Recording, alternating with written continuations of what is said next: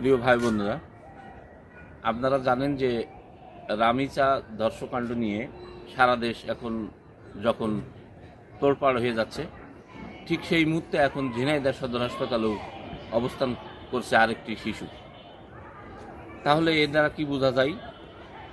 এখন এই দ্বারা বোঝা যায় যে যদি এই ধর্ষকদের দৃষ্টান্তমূলক কোনো শাস্তির ব্যবস্থা থাকতো দেশে, ইসলামিক কান্ট্রির মতো, যদি এদেরকে পাথর মেরে যতক্ষণ না মরে ততক্ষণ পাথর মেরে হত্যা করা হতো, তাহলে আর এই জাতীয় কর্মকাণ্ড দেখা যেত না।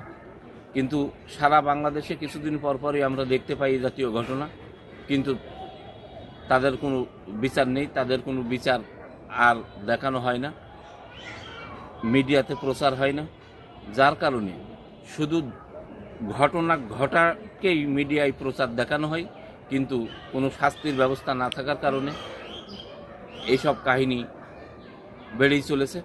এই জন্য দৃষ্টান্তমূলক শাস্তি হওয়ার পর মিডিয়ায় প্রচার হলে আমার মনে হয় যে এই জাতীয় ঘটনা আর বেশি ঘটার সম্ভাবনা থাকতো না।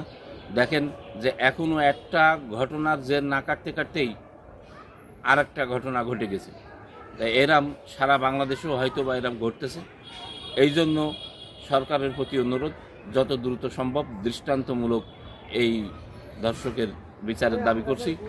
যদি বিচার করা হয় তাহলে এই জাতীয় ঘটনা আর পুনরাবৃত্তি ঘটবে না।